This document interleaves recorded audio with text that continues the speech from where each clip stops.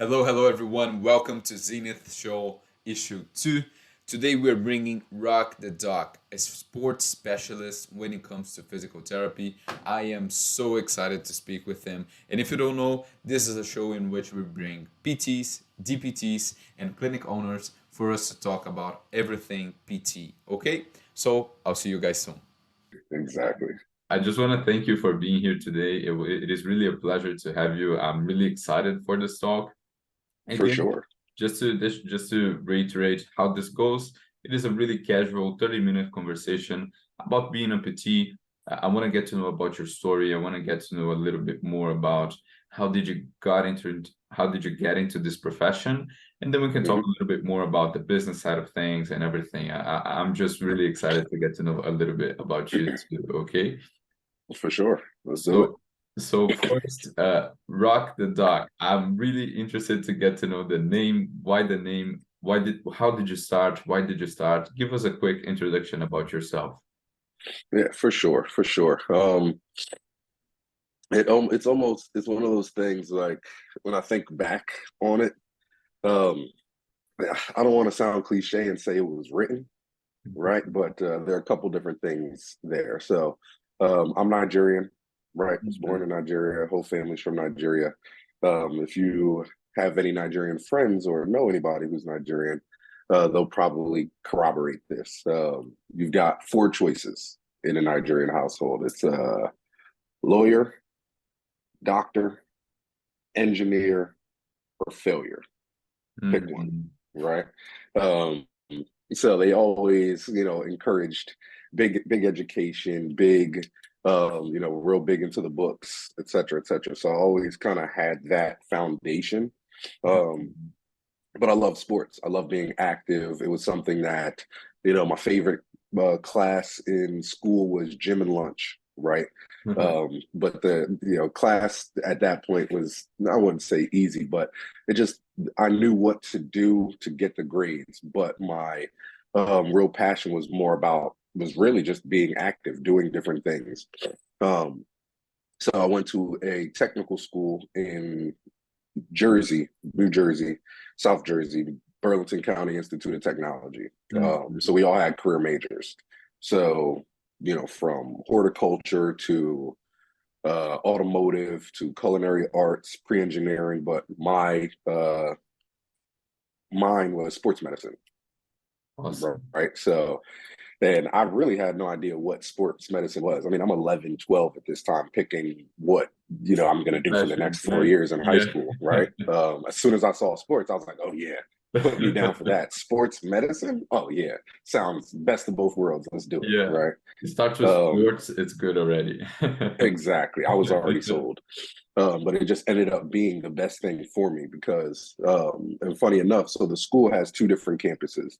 One campus was maybe 10 minutes from where my house was growing up. The other one was 35, 40 minutes away, right? So I started off at the one that was closer to me. But what I didn't know at the time was that campus didn't offer sports medicine.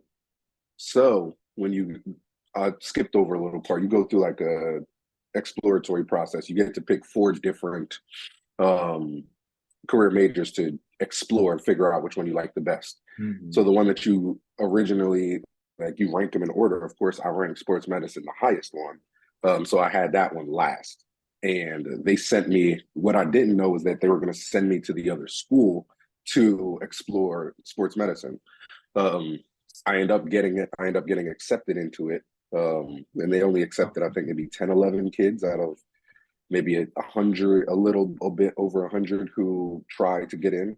Wow. So they accepted me on a Friday, and by Monday, I was enrolled in a totally new school.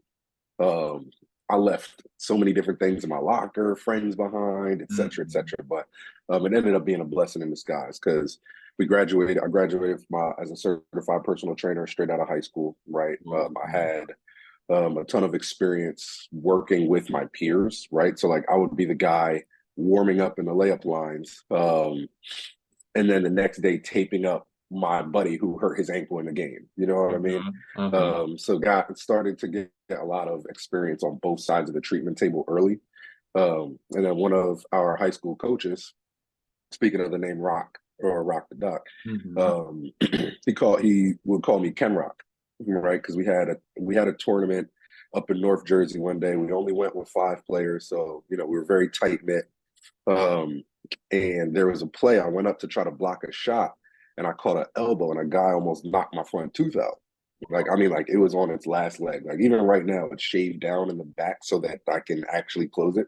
Uh-huh. Um, but so it's anybody would think, okay, you're not playing anymore. But I ran over to the water fountain, rinsed my mouth out, spit the blood out, and got back in the game. My coach is like, "Bro, are you sure?" I'm like, "Bro, we have 5 players. Now we have 4. I'm not gonna watch you guys play with 4 people. Let's play."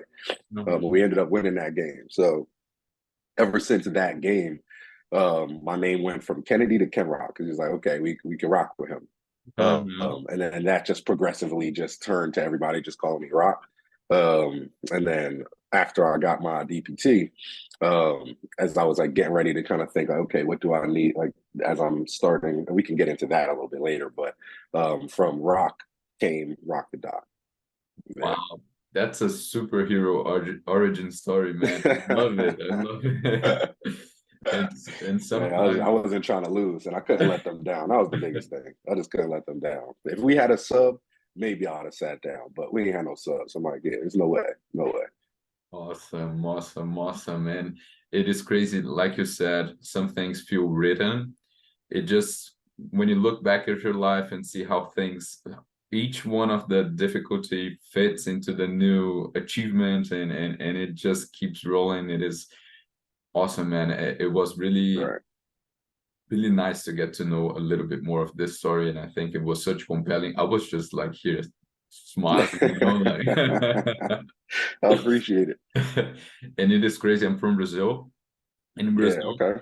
we have a little bit more, a little bit of this dynamic in which for you to not be a failure, you have to be either a lawyer or a doctor or a Hmm. engineer.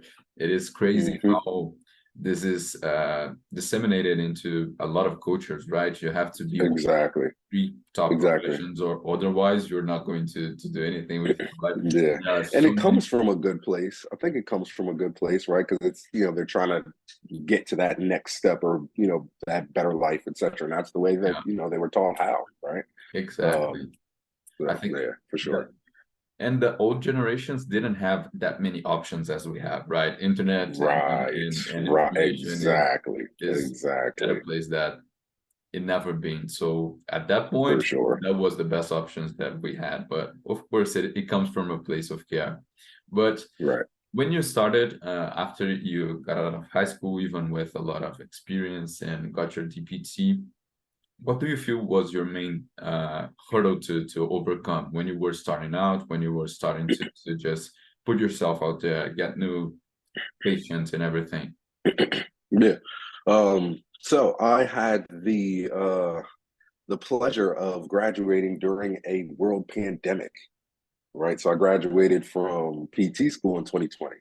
Mhm. Um, I was actually supposed to give our graduation speech, and at least in person. I got a chance to kind of give a watered down version of it in on a Zoom call, Yeah. but really never even got the chance to walk across stage. But that's all right. But so yeah, you think, I mean, one of the reasons or one of the big draws that they talk about PT, there's always a job, you can always find something, et cetera, et cetera. So when we graduate, and it's like, yeah, actually, PT clinics aren't even really open, at least from the outpatient side.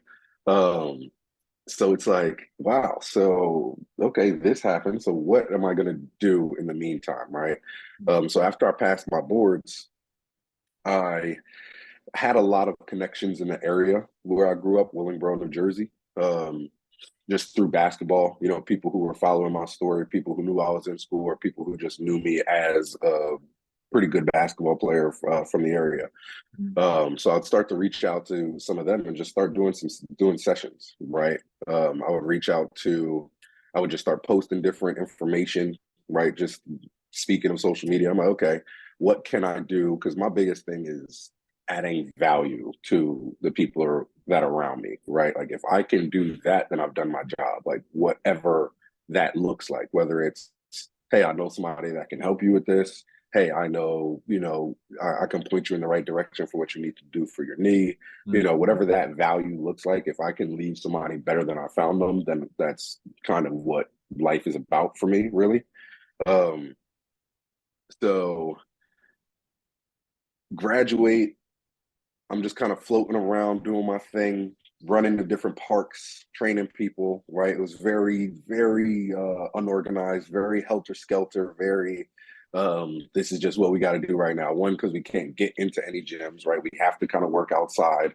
Uh-huh. So it was interesting. And then, Masks on and everything. yeah, like it was an interesting time for sure. But I low key think that it was another kind of like how you said, like an obstacle that turns into opportunity, because it kind of just prepared me a bit more for like, now that everything is back, it's like, oh, this is a bit easier to do because I'm doing it. We're in a desert right now. You know what I mean? Yeah, So now it's like, oh, if I can do this with no audience, I can do it with a huge audience. It doesn't truly matter, right? of course. Um, so I graduated in May, took boards in June, did my thing pretty much from like June till September, maybe Hmm. like late August, September-ish.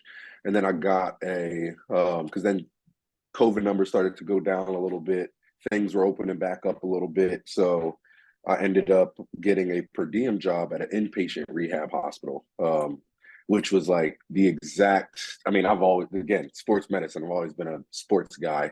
But one of my clinical rotations in school was actually at Rancho Los Amigos in Cali, right? One of the, premier neuro rehab hospitals when it comes to PT. Like they're the ones that did like the gate book and like all that type of stuff that we studied in school. So Hmm. I wasn't a big inpatient guy, but I was like, if I'm going to have to do an inpatient rotation, which was a requirement for us at Jefferson, let me try to do it big, right? So spent a little time in Cali, um, and fell in love with it a little bit, right? So I still work per diem at an inpatient rehab hospital now, working stroke, brain injury, spinal cord, the whole nine. So that was actually the first thing that I did out of high school. Um, Hmm. and then got an opportunity at a outpatient orthopedic spot in South Jersey, Strive Physical Therapy. So at that point, I was then just kind of juggling all three. Working at Anova, no, not Anova.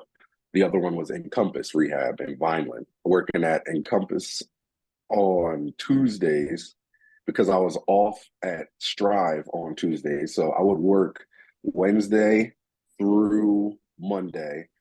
I would drive 45 minutes to work in Vineland at the hospital, come back Wednesday, do that again. So then at that point, it was just straight grind mode, right? And then see my Yeah. own people on the weekends, right? Mhm. Trying to make up for lost time during the pandemic. So yeah, that's kind of what that looked like. Awesome. There's so much for us to dissect in here. I have a lot Yeah, of questions. yeah. When you started out in the pandemic, you told me that you were reaching out to people that you already know. You already had a couple connections. How this reaching out went? Were you DMing them? Were you calling them and just telling them that maybe you wanted to add value for free in the beginning? And then how was the dynamics of it when you were doing so? Yeah, for sure. So I'm not a big philosophy of mine is kind of like show and prove. So Mhm. for sure, I mean, the idea they always say you got to give something away for free before you can sell it. But then I also have a bunch of friends who play basketball professionally. So it was very easy to be like, yo, like I've even through school, like I've worked with them on different things. So it's like, hey, now let's put a camera in front of it. Let's just get some highlights through this session that we're doing. And then and I just post it on Facebook, Instagram, et cetera, et cetera. And then people would just start to comment like, oh, this is good stuff. This is great. Like, do you XYZ? Do you do this for, right? And then, so that was, I don't want to say it was easy, right? Because it wasn't every time you post something, everybody isn't going to comment. You know what I mean? Of course. But you're consistent enough to where you get one or two people who do say something, then you just give them a little bit of information because they may not even want to work with you right away. It's more so like hey, I've got this issue, or hey, I've got this. Do you think should I go to the hospital? Right. So you give them that value within that time to really empower them. Right. Because most times people, and this is more of a general statement, but most times it's not as bad as what people think. We Mhm. just don't have the background in physical education to, be able to decipher that, the average person, right? Of course. So it was a lot of that at first, like a lot of like screening type things, just kind of making people feel better about their physical. Mhm. And then when they wanted to improve it, they already kind of had a trust in me built to where it's now the next conversation is that much easier. Because like, okay, it gave me this little bit, that helped, that's cool. Even if I'm not in a buying position right now, that might be the first person I think about when I am, right? So 100%. just kind of building that type of momentum up, really. I love that. It is masterclass in strategy, actually. Really, really is, because that's how it's supposed to be. You should be doing valuable stuff, filming it, posting, giving trust to everyone that follows you, even if it is a small following in the beginning, just for them to Mhm. actually have you on top of mind when they actually need anything. So awesome, awesome. Exactly. And once Exactly. you were working on the almost three jobs, right? Attending on weekends and on the two clinics. How was that in your mind? How were you feeling at that point? Because it is a lot of work, right? It is a lot of Yeah. Oh, so we well, tired became just like the normal state. You know what I mean? You just kind of operate on like I'm just always tired, but I can still handle what I can handle. Now, definitely. Now, I mean, at that point, it's like, oh, I've only been, I guess, 3 years now. I get did I have more energy at the time? There was just more excitement because also, I mean, you're thinking you're coming out of the pandemic, we can go outside now, so everything Yeah. was a little bit more exciting. You know what I mean? You So just want that to be probably outside, right? exactly doing whatever. We're outside now. But no, it was definitely just for me thinking about like knowing that no matter what I accomplish, sometimes I look at this as like a beauty and a curse type of thing because it's like I'm never satisfied, Hmm. right? So it's like, okay, I've got one, two, and three, and I know that I mean, ultimately, I don't want this is another conversation. I don't want to be a PT. Like I didn't become a PT to be a PT, Hmm. right? So knowing that I've got like this like out there stratosphere type of goal, Hmm. um, like every day that I'm kind of in the thick of it, keeping that in mind was like that is I mean big motivating factor. So it's like you're tired, but then it's like okay, like think of what could if you do this today, what tomorrow could look like, right? So then it just makes today that much easier. You know what I mean? Like one of my big philosophies is take care of each day and tomorrow's gonna come. Right. So there's a big piece of compartmentalizing there, like big compartmentalization to kind of get through the hustle and bustle of it. And I think that this kind of philosophy also comes from a sports background, right? Right, when you are there playing basketball in the high level basketball and everything, it really is about doing your best in practice every single day, even though you're not playing yet, Exactly. or the game day to come and you be ready, right? You don't have to be thinking about Exactly. everything. I love that. And right now, we are at a point a little bit far from this beginning, a couple months or years, even years, right? It's been some years since the pandemic. I'm sorry. Hmm.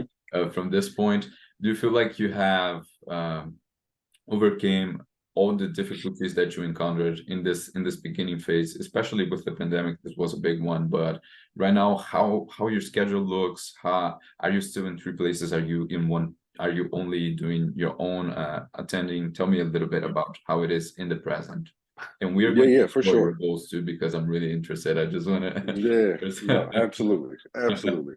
Um, honestly, still grinding, Mhm. right? Definitely still grinding. It's interesting because like you kind of see the difference in level, maybe, right? Mhm. So like um for example, okay, like I'm doing an event maybe at my local high school or maybe, just, something not mundane because that's still very important to me, but like I just got back from NBA Summer League where, I'm watching one of my buddies play and then I'm like networking with different people. So like Mm, it's the same grind, just like maybe the level of grind starts to elevate, which is the natural progression of things. You know what I mean? yes, of course.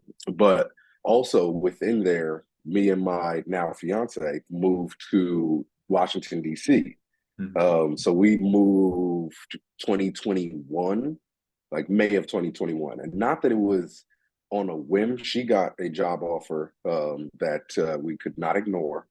And I ended up finding a cash pay PT spot maybe 2 weeks after her, right? So speaking of, some of those goals we were talking about, getting into the cash pay world was one of them, right? Mhm. Because one, that's kind of what I had to do getting out of school and like not trying to figure out how to manage or navigate accepting insurance, et cetera, and all that, and all those hurdles. Uh-huh. And then also having my own thoughts on what our insurance-based system looks like, right? And Mhm. how we should and shouldn't be treating patients. So I was always pushed more towards that cash pay PT world, which I mean, even in 2020 was not as robust as it is now, right? Mhm. It's growing every day, which is a good thing. But so I'm at that spot is Big League Performance and Rehab in Capitol Hill, DC. Um, and then I work at Anova Rehab in Mount Vernon, inpatient. I actually have work this weekend, so I Mhm. do that on the weekends and kind of throughout the weekends and throughout the week see my own people as I kind of try to do the same thing that I was starting in Jersey, just in a whole different location. You know what I mean? And with a lot Which more makes it experience in it, right? exactly, right. So there's more experience, but then now you're in a geography where nobody really knows you, right? Like back Mhm. in Jersey, I had the benefit of everybody already kind of knowing my story and knowing what I was about. Now Mhm. you're kind of starting from scratch, which is a beauty and a curse because it's like you can almost reinvent yourself, right? So really, that's where it wasn't until I got to DC to where Rock the Doc, the brand itself, was born. You know what I mean? Yeah, yeah. Which is really just the culmination of everything that I had done up to that point. Mhm. Yeah, That's so the grind continues. The and grind continues for sure. and it is important that it always does, right? We need to always keep grinding, always keep updating. Just like you said, it is a matter of just switching levels and keeping up the grind for you to be always in this right up. I love that. And let's explore a little bit of those goals, man. You told me that you became a PT, but you don't want to become a PT. You don't want to be a PT. Is that right? Am I Yeah, phrasing it yeah. right? Uh-huh. Uh-huh. Tell me about it. What's the main goal Yeah. here? What's the end goal? What is the last level that we were talking about? Yeah, for sure. For sure. To be honest with you, I don't even know what the last level looks like. I don't know if there is one. Like it's like, Mm, and not to sound like, oh yeah, I'm never gonna be satisfied, but like I yeah, there's just always a new or different way to improve or do something, of right? course. So like once I get good at that one thing, it's like, okay, now how can I get better? But And our mind um opens to new possibilities too, right? You exactly. achieve something and you just see a lot more stuff that maybe you can add on and just improve. So Exactly, exactly. Beauty and a curse there. That might be, there might be a bit of American socialization in that mindset as well, but that's a different conversation. But anyways, um, essentially, like at a certain point, and now this was in PT school where I think one of our professors, actually our MSK professor, shout out Dr. Keaton, um, he had ran his own practice before he became a professor with us. And I mean, thoroughly loved his MSK class, his practicals. Like they for sure got me ready for clinical. And now, not to say that nobody else did for sure, but speaking more so just on this cash pay PT side, Mhm. there were conversations with him that I had. And I believe he brought in somebody one day to lecture to us about cash pay PT. Mhm. Um, and it just kind of opened my eyes a bit to a brand of PT that wasn't as low level, quote unquote, right? Like it's not just, within, how the insurance based system goes at a certain time. I mean, you got to make a profit to keep the lights on. And that can lead to, you know, a lot of things that as us as clinicians don't like that much, right? Mhm. So it was a way to not have to deal with that side of things, but also to kind of take the business development side of things into your own hands as well, right? Which intrigued me based on my background. Because there is some other stuff in high school that I did that also pushed me towards that, but basketball related. But anyways, well, I'll leave that there. We can expand on that later. But um, I really want to improve or expand on the way that we deliver healthcare to people, Mhm. right? I mean, you can see a little bit of an example in it with telehealth during the pandemic, right? Where that exploded out of necessity, right? But then there were people who you realize, hey, like you may not need to be here in person with me 2, 3 times a week for me to add this type of value to you, for me to get you to where you need to be, right? There are some people that you have to coax more into doing their exercises. There are other people who are going to do way more than what you prescribe, and you have to tell them to do less. You know what I mean? So there's a full spectrum of people, and then a full spectrum of different offerings that we should be giving to them. So for me, like I have right now, I have a real keen interest in a lot of these emerging technologies that we have, right? Not too long ago, I took this like business in the metaverse, this like Wharton business in the metaverse course. Mhm. I have a mentor down in Miami who runs his own tech company that I'm always in contact with, that I've worked on a couple projects with. Um, I actually just launched a product that kind of is like my first dip toe in the water into kind of like the healthcare, sports performance tech space, right? Awesome. So trying to merging my experience from a healthcare, sports performance, rehab standpoint with some of these emerging technologies and just push really our idea of physical education forward. Right. So like whatever that looks like, it's like, you know, I don't know, is that a consultant for a company? Is that um, you know, just the CEO of a company that creates a dope product? Is it, you know, Mhm. whatever that looks like, um, while I can add value to people an hour at a time, right? I can add more value to a bigger pool of people that could really keep them from coming in the first place. You know what I mean? Like we Yeah. spend so much time downstream doing sick care once somebody's already hurt, right? If we spend a little bit more time upstream prepping that person, getting them, you know, more into that proactive mindset, we can Mhm. prevent, or I wouldn't even say prevent, we can decrease the risk of a lot of these things that we see in the clinic every day. You know what I mean? Of course. So And that's really where my passion lies. that's awesome. And you can even educate them, just like you said a little bit earlier, how people sometimes have something that is not that big, but they don't have any idea of what is happening with their bodies and how to fix that. Once you bridge that gap from technology to the state that we are in healthcare in general, maybe you can educate faster, you can prevent faster, you can decrease the risk. I love that. I love that you also Mhm. talked a little bit about the metaverse, just really implementing a lot of new tech. I think that, and this is just me brainstorming right now, but I think that VR and all those technologies that are coming might also be a really nice way for people to keep active, to do the exercise, For to sure. understand, and even for a PT or for a business to provide this care in an easier way, right? For people to just be in their homes, know what to do, have a close connection, even being far, right? I think that Hmm. there's so Hmm. much to explore in that. So I just 1000%. I just know that you are going to do great. It shows that you are really committed to your craft, to your goals, especially, and really disciplined. I don't know, from sports, I don't know, from your life or from everything. So really excited about that. I'm really excited to maybe even catch up with you in a couple months, just for us to know. For sure. Oh my God, with the wrong account, but no problems. We can just. Yeah. Absolutely. One other question that I wanted to ask, and we have just a couple more, is Hmm.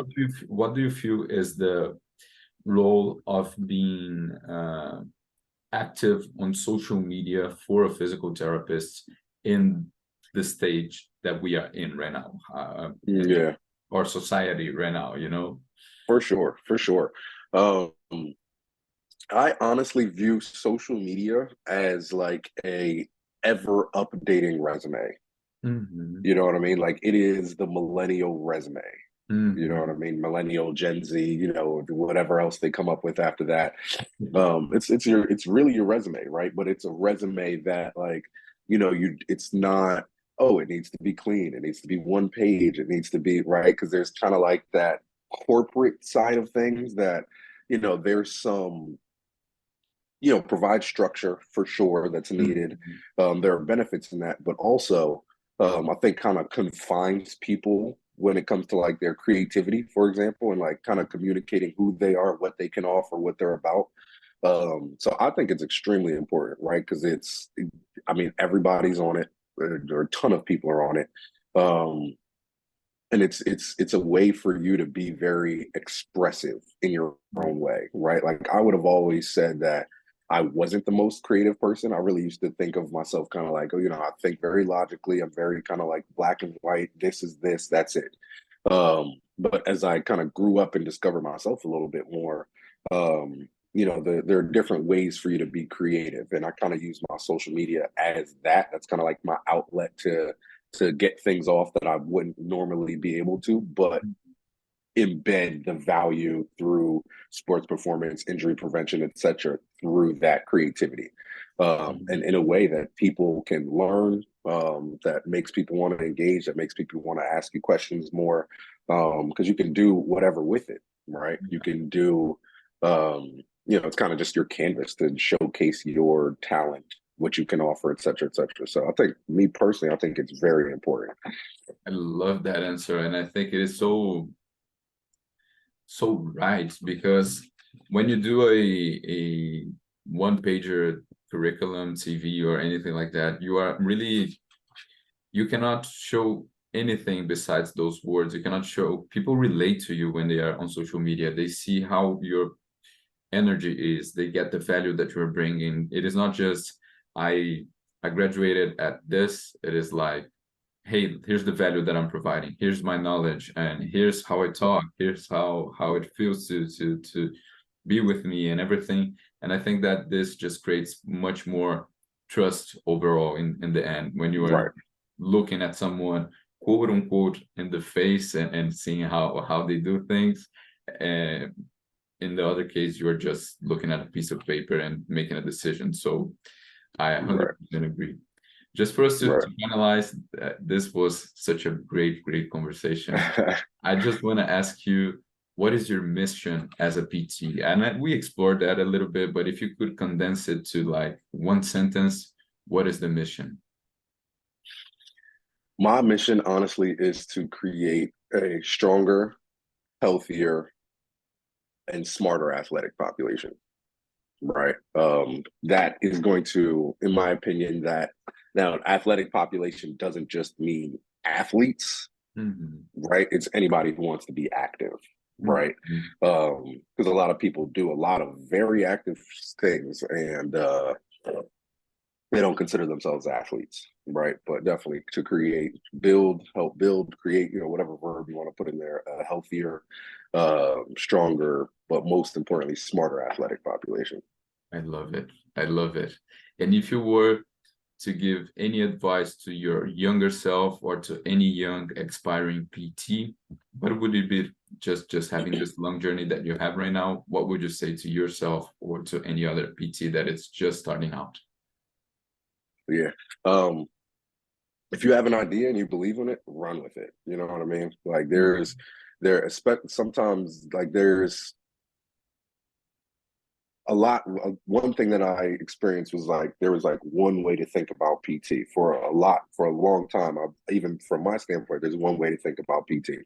I think there are things that we still haven't explored yet. Again, with some of this emerging technology, I might bring some more things to light. But if you have an idea that's like outside of the box and like kind of weird and like, oh, this may not be, run with it. You know what I mean? Yeah. Because a lot of um, I think you do well in the space more as a pioneer than somebody who just focuses on the, I don't want to say just focuses on the data, but we don't learn anything without trying anything, Of course. right? So if you got something new, try it out, get the data afterwards, see if it worked or not. You know what I mean? Don't be afraid to try something new.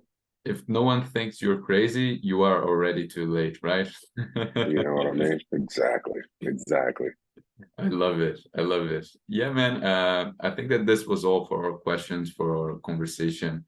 I loved it. It was such a pleasure to talk to you. You are such a nice guy, so many insights, so many great stories. It was really compelling. I was all the time just here hooked to the I story. So appreciate it. I you were a great appreciate it. speaker, and it was just a pleasure. Really, thank you for helping me too, providing value, being a guest, and Oh, I hope we, absolutely. Anytime. I hope we can catch up in a couple months, just see how this progress is going, or even meet in the metaverse and do it in there. I don't know. Hey, listen, I got my Oculus upstairs. We can figure it out. But I just want to say it was really an awesome conversation, and thank you for being here. Do you have any final considerations, anything that maybe we forgot to explore that you wanted to bring to this conversation? um, and I won't talk people's heads off too much, but I want to thank you. Thank you for the opportunity, right? Love what you got going on, and I'm excited to see that grow as well. Of course, thank you. Thank you. It was a pleasure, man. I just hope we can catch up in the future. Okay? Have a great For day. sure. Enjoy your For day. sure. Play some basketball, and I'll talk. Thanks for listening to our issue 2 of Zenith Show. Rock was so great today. It was a pleasure to speak with him, and I'll talk to you guys soon. And again, if you need help in getting your digital presence right, just send us a DM. We are ready for you.